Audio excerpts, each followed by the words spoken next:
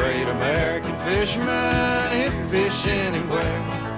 Anywhere there's water, Lord knows he'll be there. Fishing Tips with Roland Martin is brought to you by Valvoline, the highest quality motor oils recommended by any automobile manufacturer. People who know use Valvoline.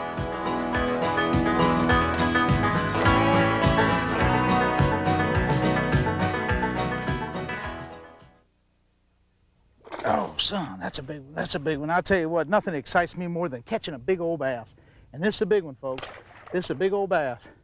This is about almost 5 pounds. Look at the size of that one.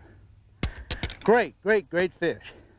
Folks, I'm Roland Martin, and I'm the star of the show, Fishing with Roland Martin, seen on WTBS. Oh, I love catching those really big bass. You know, last year, some 46 million people wet a line trying to catch a big bass like that last one. In this video we are about to see, I'm going to show you how to catch some big fish on spinner baits and deep diving crankbait technique. You know, as professional bass fishermen, we practice catch and release. We want the little bass to become bigger and the big ones to become bigger yet. And we hope you do the same. Game management is an important part of our ecology. Now, I hope that these tips will really help you catch more fish the next time you're out. So sit back, relax, and enjoy this video.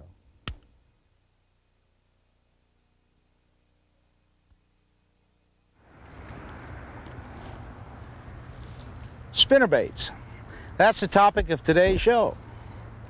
And as you see here, I have 10 or 15 spinnerbaits laid out and 3 different types of spinnerbaits on 3 different rods. And we're going to probably talk about 3 or 4 different spinnerbait patterns. The first pattern is an obvious one, submergent grasses, submergent vegetation. That's a milfoil mixed with some hydrilla.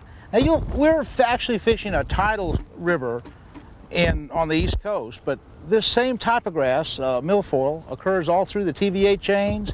It occurs in the milfoil and the hydrilla both occur in a lot of the Texas reservoirs. And I'm from Florida. We have hydrilla beds all over the place, and we fish a lot of not only submergent vegetation, but the emergent vegetation as well. But let's talk about the underwater or submergent vegetation. Let's talk about finesse fishing.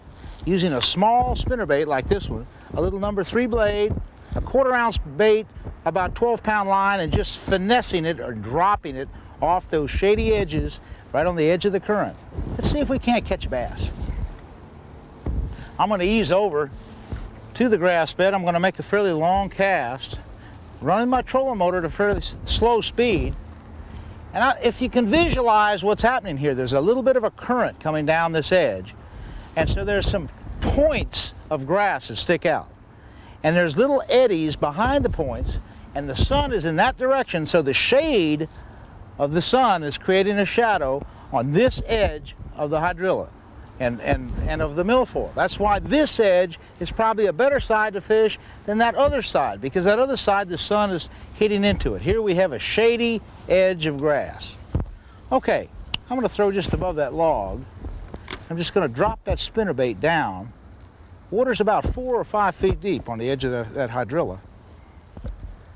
And I'm just going to pump it down and actually work it somewhat like a plastic worm. Be a line watcher. Watch the line. And when they hit it, you usually see the line jump. Also, be a depth finder watcher. And I'm watching the depth finder now, and I'm seeing that I'm in about 4 feet of water, just about on the edge of the hydrilla. So the hydrilla and the milfoil actually come out 10 or 15 feet farther than what you see visible on the surface. So work that lure out. Get on the shady side of it, work these points, and drop that spinnerbait, drop it vertically down the edges of the grass. Working it slow, a finesse situation. This is not a fast spinnerbait, but this is a very slow dropping or falling spinnerbait. Now, for that reason, when I'm doing deep water fishing or deeper spinnerbait fishing, I want to be able to feel the thump of that single blade. And a number 3 willow leaf has just enough thump that on a good sensitive rod like this one, I can feel that bait and I can feel that blade vibrating. When I don't feel the blade, it's often in a bass's mouth when I set the hook. Just work it like a worm, just milk it over those edges and drop it down. I've caught several fish here already, and some of them are 3 and 4 and 5. There's one. Look at him go. All right. I love it. Hey, that's a nice little bass. That's all right. Okay. Hey, that's a good one. Okay. Come on, boys. Come on out of here. Yeah, a little old bass. I tell you what, folks, this isn't a big fish, but there are some big fish on this pattern, and we're fishing an area on the Potomac River. Actually, is really good bass fishing, and this is just a small fish, a small sample of what you can get, but nevertheless a nice little bass, representative of working the edges of the grass. Okay, let's see if we can't work up a little bit farther up this grass line real quick. Work this bait, just finesse it out and see if we can't get a bigger fish. Now, generally speaking, the head areas or the up current areas of any stretch of grass is going to be a better spot than the down current points.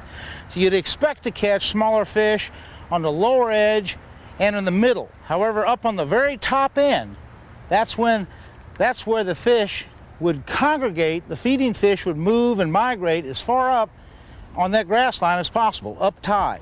So often they're at the lead point or the up tide current spot. Let's just keep working along here and see if there's not a good fish on that upper end. Now, another good spot is, of course, where you find a log like we have here, and that could produce a good fish. Okay, we're almost to the point though. The point, I think, will be the premier spot. I'm pretty sure. Oh no. I tell you what, it doesn't hurt with a spinnerbait to set the hook whenever you're in doubt. Because if anything, it just pops the spinnerbait up in the air, and it just added attraction, that extra flash when you do set the hook. So you haven't hurt anything usually setting the hook. Okay, let's try to work this upper edge. It's right in the edge of the shadow. I throw it all the way up on the edge of that grass. I can see it on top because it's just on the edge of the grass. Now I drop it down, work that edge, work that up tide spot. Remember, with submergent grasses, you have a lot of grass that you just can't see. So I'm going to actually throw ahead of that grass bed and just gamble that possibly there's some submergent grass that I just don't see that might hold a good fish. So I'm going to throw up above it and try to feel for the grass. Drop the spinnerbait down, drop it down, watch the line. Oh, I feel some grass. There's some grass there. Watch the line now. Try to really just look right down the line. Hold the rod kind of high and just watch the line. Be a line one. Oh, his son, he got it again. Hey, that's a much better fish. That's a much better fish. It's a good bass. Man, son, come on up. Whoa, look at the size of him. Aha! Big old, about 4-pound largemouth bass. That's what it's all about. That's what it's all about, folks. A really good fish. A really good fish. Come on, boys. Come on, boys. Let's see if I can't get them. Okay. Gotcha. A really fine fish. Folks, let me just explain a little bit about how I've rigged this spinnerbait up. First, I'll release the fish. Just a really nice bass. Oh, about 3.5 pounds or so.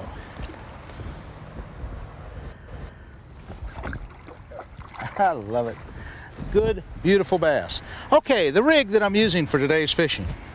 I'm using a kind of a light action rod. It's a 1553 action, which is kind of a medium to heavy action. That's 14-pound test line. And this is my 1/4 ounce. This is my Roland Martin spinnerbait with a little kind of a gold number 3 willow leaf. And I always put a little small trailer. That's a little Burke double tail trailer. And that's my #1 lure for finessing the deep grass. Just barely retrieving it. So a good 5-to-1 ratio reel is really the ticket. Well, I tell you, catching those big bass worked up a sweat for me. It's a fairly hot day, and I'm going to take this jacket off. Now, let me show you just a few of the lure combinations and spinnerbait combinations that I'd recommend for several different patterns for today's fishing. Okay, starting with some of the smaller baits. Let's talk about the single spin baits that I like to use when I'm deep. I'm trying to feel that vibration of the blade. And if a single spin on that nature doesn't work, actually these large Colorado type blades, and say a number 4 size, might even thump better. Sometimes it's a slower revolution, that blade, than the willow leaf blade in a comparable size. Again, that's a 1/4 ounce spinnerbait, just like the one you just saw me use, but however with the number 4 copper Colorado. Now here's a new concept in spinnerbaits that I guess I like pretty well. It's a real light wire. It's called a limber neck, and it works pretty good, particularly in grass, and you seem to get more strikes and you get more hookups per strike because it's such a soft wire that you get a lot of fish. It's not good in timber, however. When you're dragging it across a lot of stumps and limbs, you're going to get this bait hung up a lot. Okay, here's another 1/4 ounce long wire again. Now here's a standard in the industry, and this is one of the first spinnerbaits ever created. It's an H&H, and it has a little double hook, and for buzzing over top of the hydrilla, for working grass beds shallow, just almost on the surface, this is a nice little spinnerbait because you don't lose many strikes. You have a double hook combination, and it's just a deadly little small bait. Okay, progressing into a larger, noisier, weedier bait. For example, this double hooked or double bladed Strike King lure really represents a new concept in spinnerbaits. There's a lot of flash, and for a 3/8 ounce spinnerbait, it's compact and casts real well. Now with all this flash, it's a good shallow moving bait, fast moving bait. Say buzzing the tops of the grass beds, buzzing logs and stumps. That's the type of bait that is. Okay, what about the big willow leaf spinnerbaits that you've heard me use so much? And this is a bait that I've won several big tournaments with. This is like the Hudson River in New York. I won a big tournament, number 5 blade willow leaf, gold, chartreuse body, a copper number 2 Colorado on a big heavy duty shaft. That's about a 3/8 ounce spinnerbait. That's one of my favorites with a big rod. Now let me just show you the type of rod I'd use for that. Here's one set up with the flipping stick. Basically it's white with that same Burke tail, a gold number 5 blade, number 2 Colorado. Heavy duty wire, 20-pound test line, good for logs and stumps. Now, that's going to be my next pattern. There's plenty of really good stuff, the good logs on down this creek, and several patches of emergent vegetation. So let's find a really good spot for a shallower moving, flashier, large spinnerbait.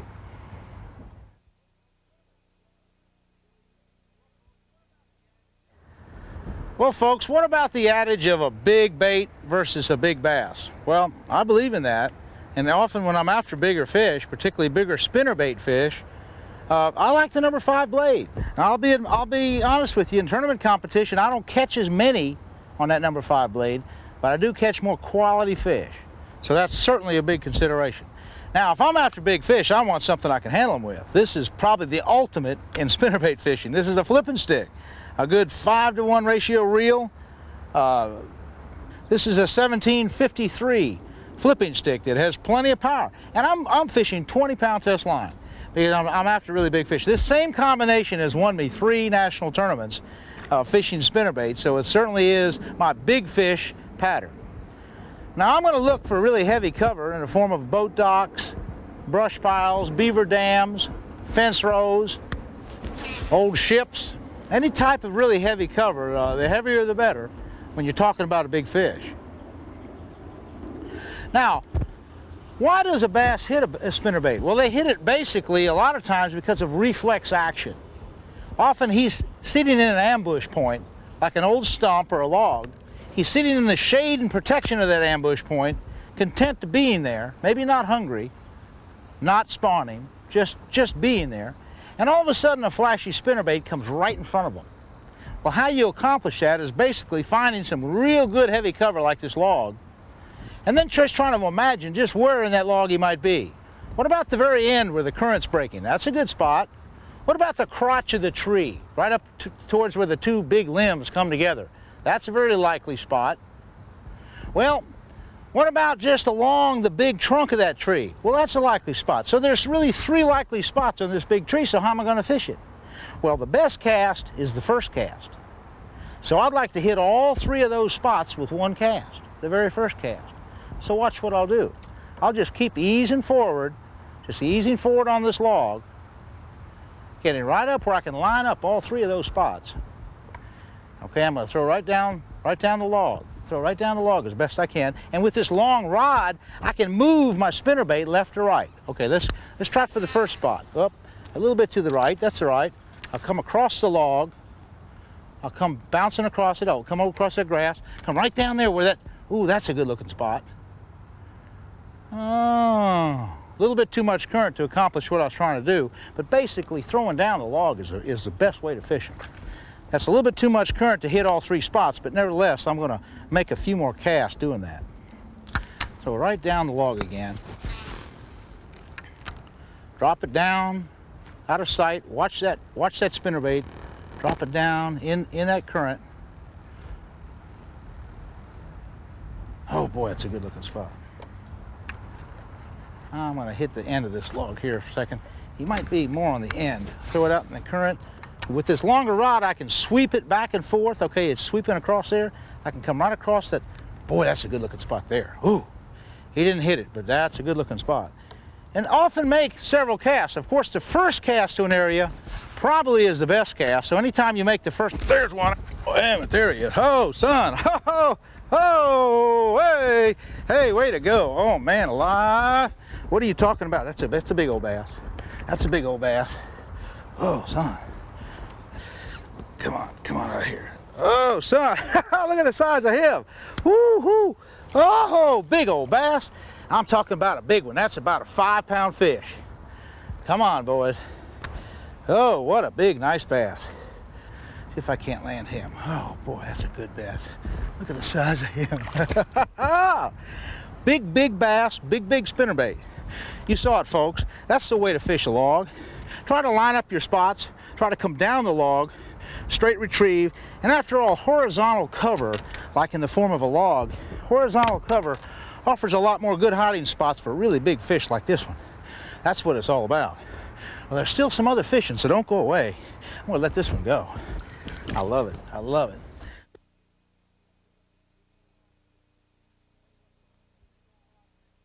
I'll tell you what, folks, this big old rod and reel has really caught me a lot of fish in the past years. So don't be afraid to use a big flipping stick from time to time. Now, for more accurate casting, I don't like a flipping stick for the simple reason that if you try to throw real tight under boat docks, real tight underneath willow trees, or real tight just in a heavy cover, you can't always cast that accurately with the big rod. So what about a rod like this? Here's a 5.5-foot rod with a 6-to-1 and 4-to-1 ratio reel. For that gives me the high speed capabilities I need for spinnerbait fishing, but throwing it into the 4-to-1 ratio, it gives me the leverage I need to pump a big bass out of some heavy cover. Okay, now let's look at this bait for a second. This is a 3/8 ounce spinnerbait, but with smaller number 2 and a number 4 Colorado silver blade.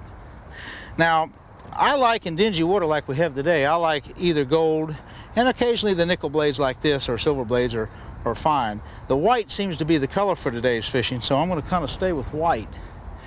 And I'm going to try buzzing this. This is a very fine bait for shallow fishing, kind of fast shallow fishing. And what better way to fish shallow and fast but some of the edges of this spatterdock.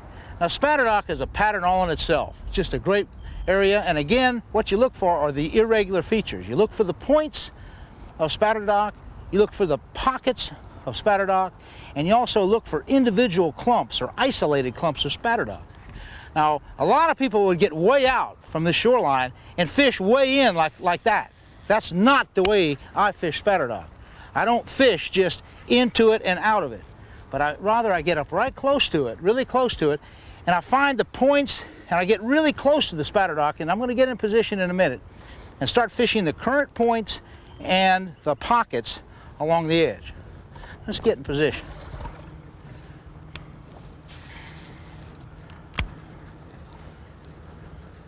I'll pull around,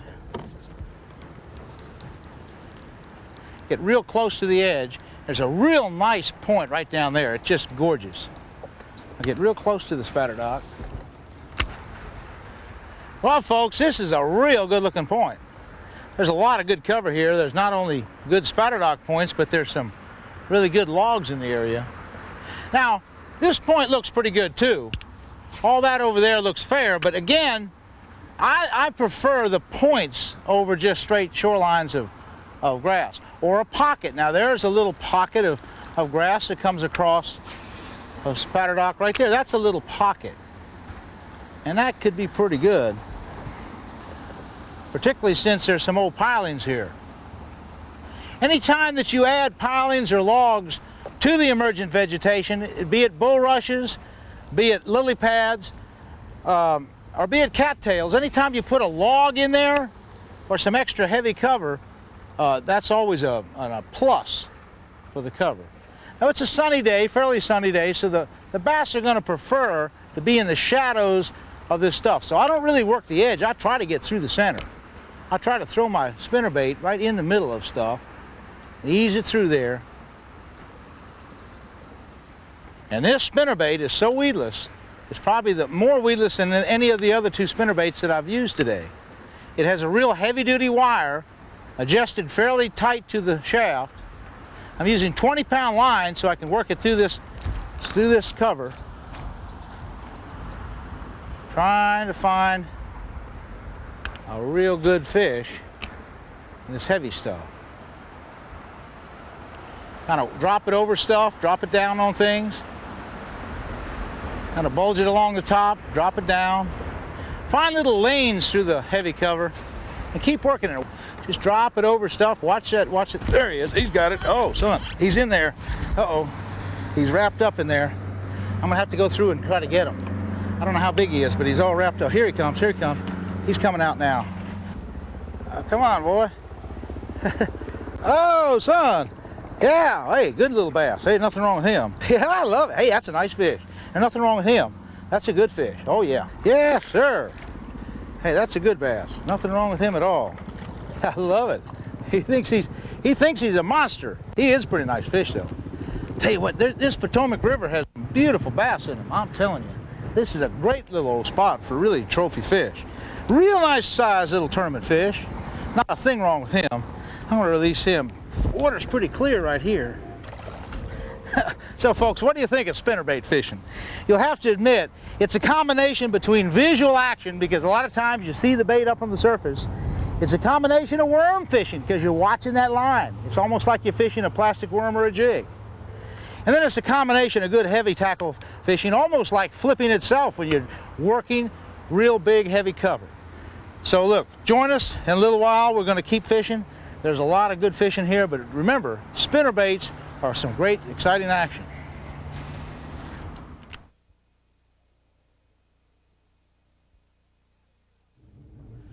Now what we have here is isolated cover.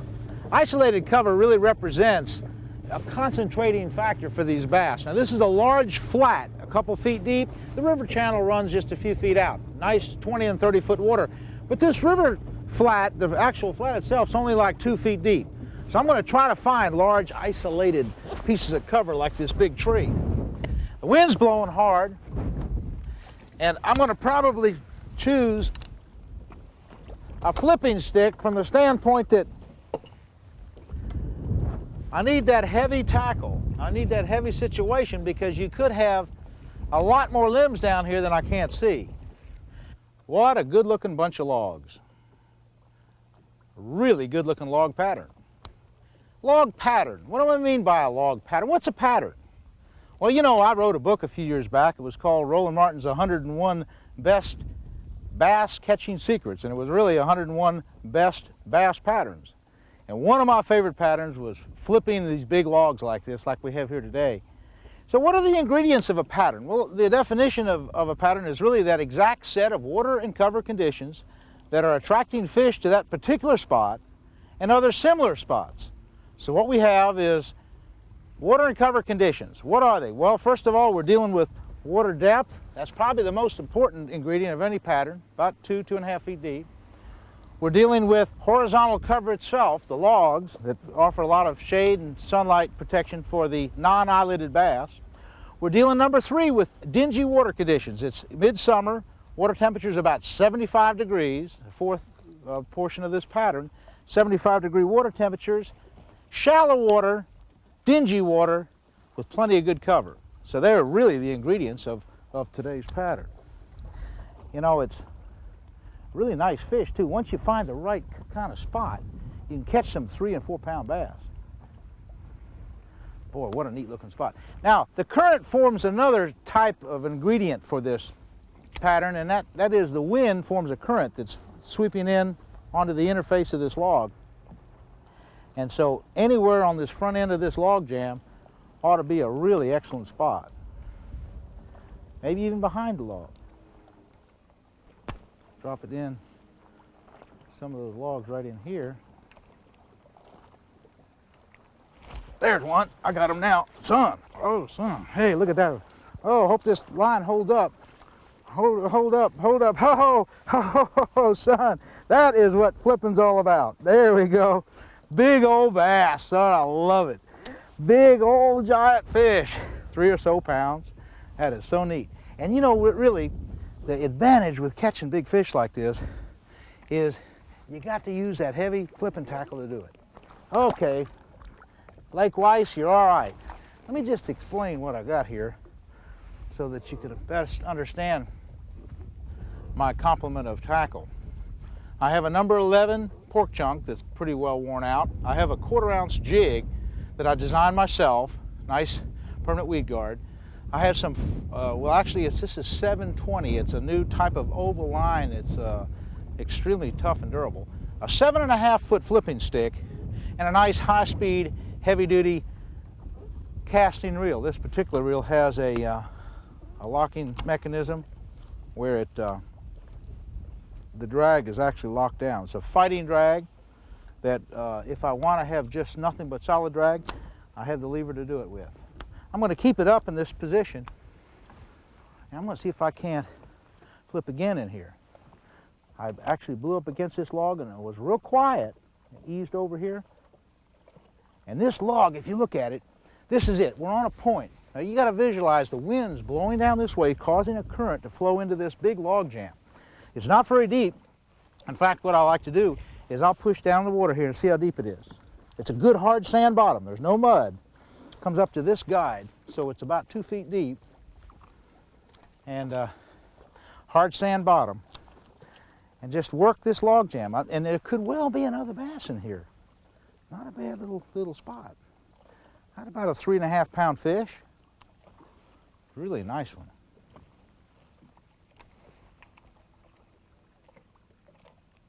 Huh. Little bass. Boy, this is really a neat looking spot here. What we have is just a tremendous log jam. And what I like, and it was, I'll tell you where this little old bass was.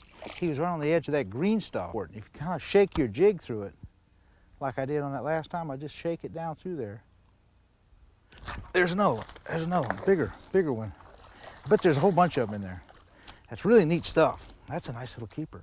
And watch out. That's 2 in a row. Let's see if I can't get a third one. This is big time. There's schools of fish in this green stuff. Maybe.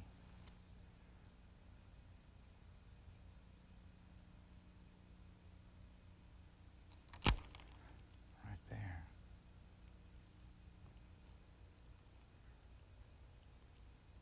There's one. There's one. I got one now. Okay, there he is. There he is. Where'd he go? Oh, he's down in there somewhere.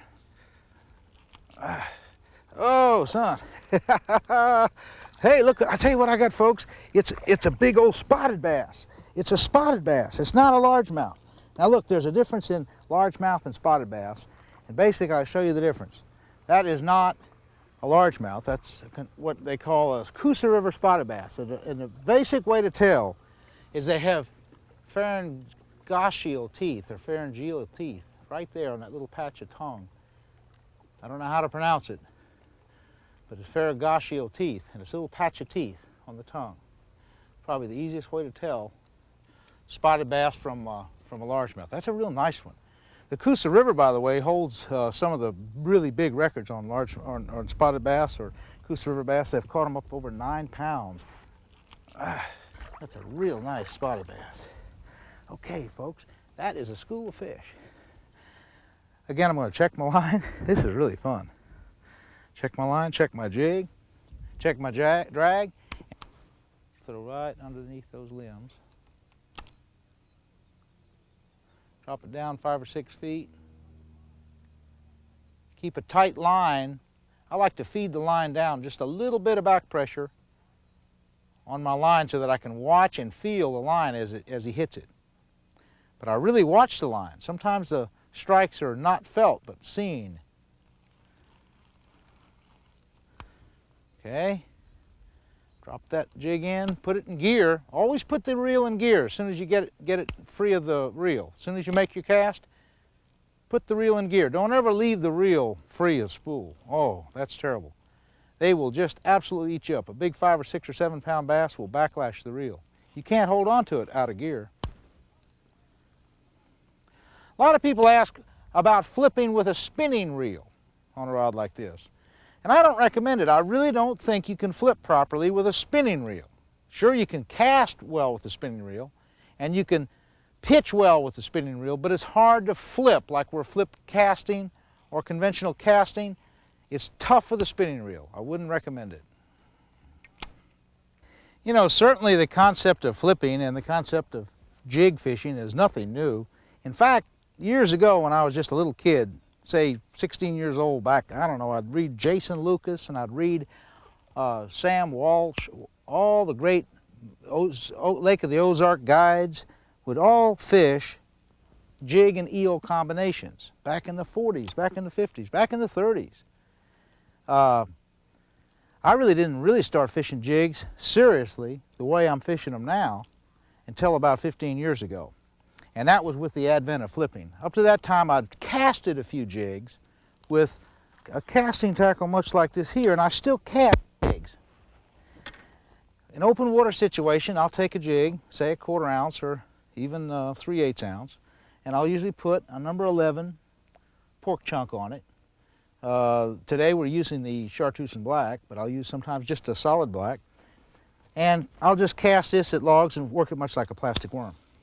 But I probably catch 3/4 of all my bass on a flipping stick. Now let's just talk about the different size jigs and the different applications you'll find as you flip.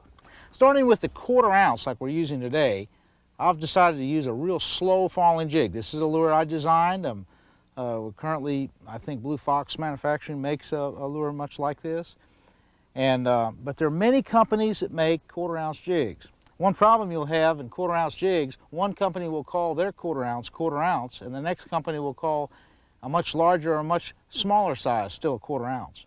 So on the particular lures that I designed, they are 1/4 ounce because I've weighed them carefully. Okay, stepping up to a 3/8 ounce jig, that is this one right here. That's what I call a 3/8 ounce jig. This particular one is an old style with a Y guard. It's still a good jig.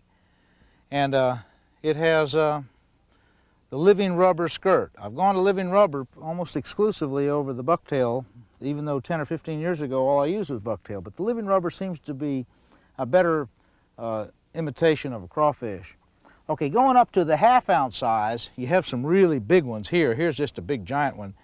And then we even have one that I use in real heavy cover situations. This is almost an ounce. It's like 3/4 of an ounce. Now, in real thick heavy cover, like that we have right there, the real thick gunk, I'd take that big 3/4 ounce and just throw it up there, and just the sheer weight of this lure will just have it plummet down through that really heavy leaves and trash and heavy gunk. And that's sometimes a great early spring bait because sometimes the fish will get right underneath, just 6 inches deep underneath that heavy gunk. In clear water lakes like Bull Shoals Lake in Arkansas, we've had that pattern happen. In Table Rock Lake in Missouri, again, all these clear, crystal clear lakes, when it rains in the springtime, a lot of times this floating debris, leaves, and all sorts of trash and small sticks will float up in little pockets and piles. And these real super heavy jigs sometimes are the only way to work that area. But today, we're primarily working logs. Now, another really neat deal for hot summertime fishing are jigs with spinners on them. I have a couple different ones here. Here's a living rubber type of spinner. We use a number 1 willow leaf. It's been very effective. A huge hook, about a 5/0, and that happens to be about a 1/2 ounce jig. Again, this one is a different rubber. It's not a living rubber. It's just a regular black or brown skirt. Again, a number 1 willow leaf blade. And again, I like to tip this with about a number 11 pork rind. Denny Brower, a couple years back on Kentucky Lake, actually Lake Barkley, won a big BASS tournament, one of the super bass tournaments, on a lure much like this with a little spinner in the back. Fishing shallow cover and brush, much like we're doing today. So at times the added flash can be a real bonus. But today, I've tried the flash and it didn't seem to work. Today the best thing is a real slow moving, slow falling 1/4 ounce jig.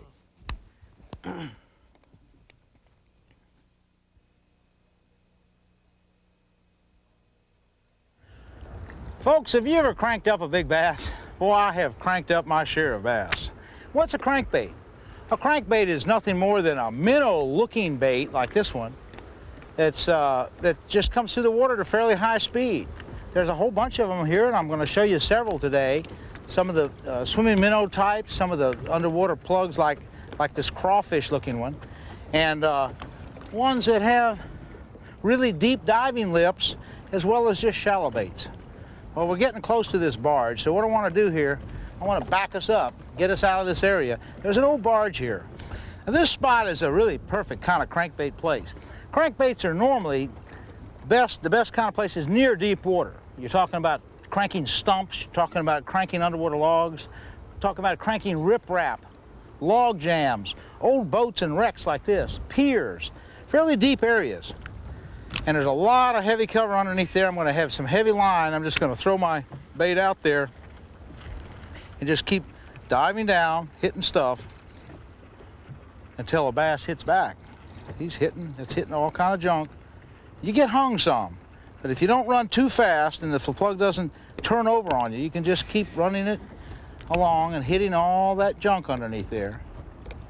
And it normally bounces with the big lip it has, bounces off the stuff. There's hitting right there, hitting right there.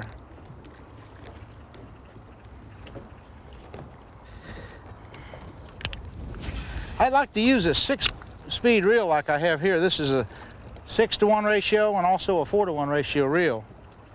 And with as soon as I hang a fish, I can just throw it into the 4-to-1 ratio. It gives me a lot more cranking power and a lot more drag.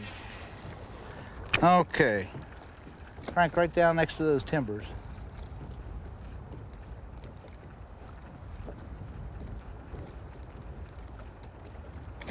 Crank it down deep. Oh boy. Boy, there's some nice stuff right here, right under the boat. Right here.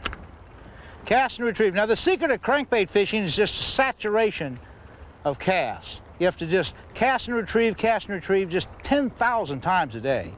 And that's the trick for really good cranking. This barge just comes all over the place, and with a little luck, there'll be a good old bass laying, say, 4 or 5 feet deep in some of these timbers and rafters. Come on, boy. Try some different speeds of the retrieve and cover a lot of water. You know, bass in this situation are kind of hitting reflexively. Boy, I'm hitting all sorts of, I'm hitting a lot of stuff. They're hitting reflexively. So you're just right in front of them, cast after cast, and they actually get mad. After you throw in there on them 2 or 3 times and bump right in front of them, they can just get really upset and just go crashing into that bait real hard. Come on, bass. Hit that thing. Been a lot of tournaments won on cranking. Hey, I got one now, son. Bumping the stump. I mean, just bump right into him. Just bump him good. Hey, that's a good one. I don't know how big he is, but he's coming in. Hey, look at him swirl. Hey, that's a nice little old bass. Yes, sir. Son, this is the deal. Good old crankbait fish. Nice bass. Water's pretty dingy here. That's why I like kind of a bright colored, either a chartreuse-looking crankbait or, say, a crawfish-looking crankbait. Oh, boy, here he goes, here he goes. Here he goes. Oh, that's a bigger fish than I thought. Nothing wrong with him. Oh, yeah, look at him. Oh, boy, that's a big old bass. That's a good one. Come on, let's go. Better be careful, gotta be careful. There we go. Oh, look at the plug just fell out, folks. That's why you have to keep good tension on them. Beautiful, beautiful bass. Better than 3 pounds. Good Tidewater special. Huge, huge fish. I'm gonna let him go. Boy, what a nice, beautiful bass. That's a good one there. Love it. Well, let's look at some of the crankbaits that I'm using for today's fishing. First, the Fat Wrap. Boy, this is one of my favorite plugs. You know, I designed this plug about 10 years ago, and it kind of resembles a crawfish. This was the pattern that I thought would be the most productive, and believe it or not, the crawfish pattern is the best bass pattern I think they make, particularly for smallmouth bass. They love the crawfish pattern. Largemouth, like the larger one like I have here, it's fairly weedless. If you don't run it too fast, it stays upright. If you can't crank it too fast in the heavy cover, it's liable to turn on you, roll over, and possibly get hung. Now I'm using normally in the heavy cover, I'll use up to 20-pound line, and often I can straighten the hooks out just enough to pull them loose from, say, stumps, logs, or in this case, barges. Okay, what are some of the other considerations here? Well, here's a couple real good ones. For real deep cranking, there's nothing like, say, a DB3. This is capable of cranking at, say, 15-pound test line, capable of cranking down to about 15 feet deep. Real good for deep creek channels, the edges of deep creek channels. Often with a long rod and light line, I can crank this DB3 down to about 15 feet deep. Now, another real good plug in a Fire Tiger pattern is a bomber bait. It's a 7A bomber, and it dives about the 8 to 10 foot level using about 12, 14-pound test line. It's, again, a fairly deep diver. But now one that it really has me excited for shallow water cranking, this is the Rattling Wrap. And the Rattling Wrap is a much shallower plug. It's good for rocky, shallow bars. It's good for the edges of weed beds. It's good for shallow stumps. It's good for shallow rock piles. Anything that's, say, 3 to 5 feet deep, 3 to 6 feet deep is the perfect depth for this Rattle Wrap. This is a high-speed lure. Again, the Fire Tiger is a great muddy water pattern. Often I use it on a long rod where I can hold it up and over, say, shallow obstructions. And I like it on the 6-to-1 ratio cranking reel that also has the 4-to-1 ratio power retrieve when I need the powerful retrieve if I have some heavy cover to work with. So let's try the next lure. Well, let's try the Fire Tiger for a second, the Fire Tiger bomber. Let's just ease up to that barge and see if we can't kind of work a little bit different water here. Just throw it out there, crank it down.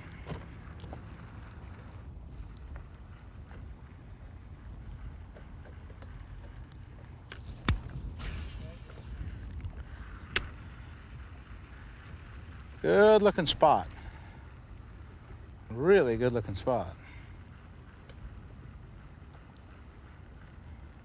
You know, the beautiful thing about crankbait fishing is that when you're not real sure where the edges are, where you're really not sure of the structure, you can feel them out with a good crankbait like I'm using here. I don't know exactly where the edge of that barge is, but I can feel it. And I'm just feeling it right there. I just felt the corner of it right there. It's probably the corner just right out in here. Now I'm throwing a little bit farther to the right, and I'll crank it down and see if I feel it this time. If I don't feel it, then I head the corner itself. I don't feel it, I don't feel it, I don't feel it. So I'm just missing it. I don't feel it, so if I cast a little bit to the left, I ought to hit the corner. And right on the corners of these things are probably the best area. I'll crank it down, kind of slow it up. Now that I have it running 7 or 8 feet deep, there, I'm hitting right now. Hitting the corner. Oh, what a good looking spot. What a good looking spot. Oh, I had a little bit of grass on there. Probably messed it up. Okay, let's crank it down again.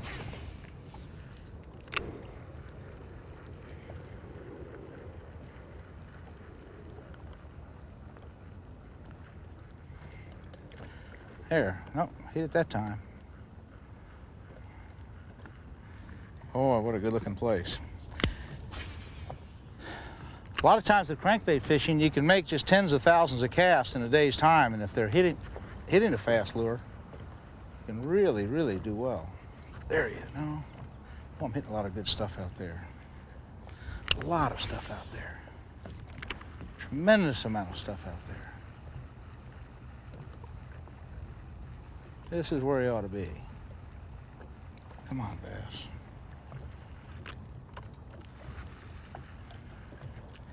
Tremendous amount of stuff. Keep hitting things. Each and every cast, if you can hit something with a crankbait, that's the trick.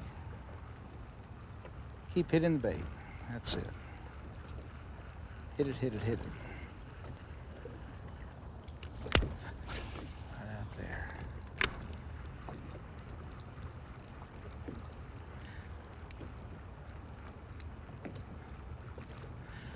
One of the theories of crankbait fishing, particularly in fighting crankbait fish, is that often they'll jump and throw the hook.